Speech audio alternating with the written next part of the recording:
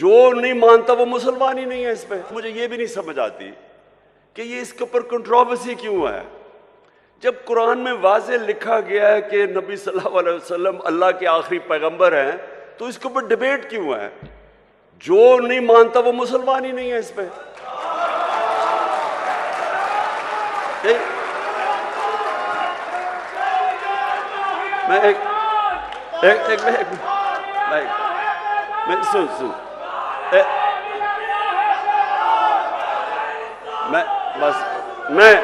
मैं सुन मैं सिर्फ ये कह रहा हूं कि ये बार बार के जी वो फलाना कायदियानी है, किसी के ऊपर भी उंगलियां उठाई जाती हैं। मैं सिंपल बात कर रहा हूं, जिसने भी कुरान पढ़ी हुई है उसमें ये चीज तो वाज़ेह है ना कि मोहम्मद मुस्तफ़ा नबी सल्लल्लाहु अलैहि वसल्लम अल्लाह के आखिरी पैगंबर है, वाज़ेह है। तो इसके ऊपर तो डिबेट ही नहीं है।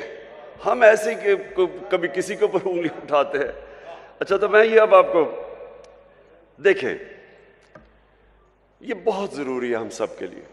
ये जो वक्त है इस वक्त पाकिस्तान में, ये बहुत अहम वक्त है। वक्त क्या है कि हमारे मुल्क के ऊपर बैरूनी साजिश करके इस मुल्क के वो नामवर डाकुओं को ऊपर बिठा दिया गया है जो 30 साल से चोरी कर रहे हैं। मुल्क आते हैं, हुकूमत करते हैं, मुल्क को लूटते हैं, वापस बाहर चले जाते हैं, फिर एनआरओ लेके फिर वापस आते हैं, फिर चोरी शुरू कर देते हैं, फिर बाहर चले जाते हैं, पैसा मुल्क का बाहर ले जाते हैं। अब मुझे मैं सवाल ये पूछता हूं कि अगर एक बहसियत माशरा हम इस जुल्म और नाइंसाफी के खिलाफ अपनी आवाज बुलंद नहीं करते और इसका मुकाबला नहीं करते, हमारे और भेड़ बकरियों में कोई फर्क नहीं है।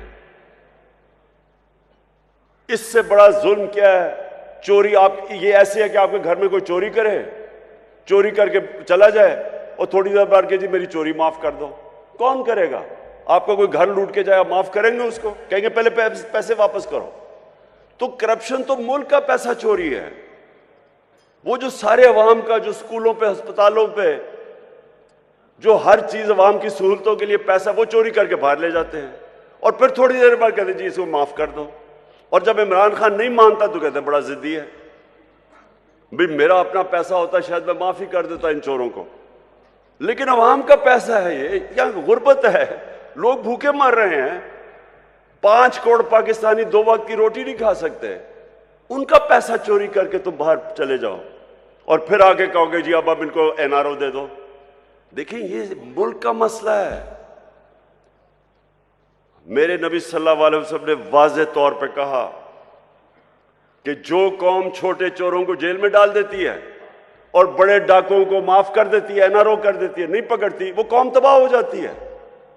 आज आप कोई गरीब मुल्क में चले जाएं, क्योंकि मैंने सारी दुनिया देखी है, किसी गरीब मुल्क में चले जाएं, गुर्बत का असल वजह यह क्या है कि वहां ताकतवर कानून से ऊपर है, कमजोर जेलों में जाता है।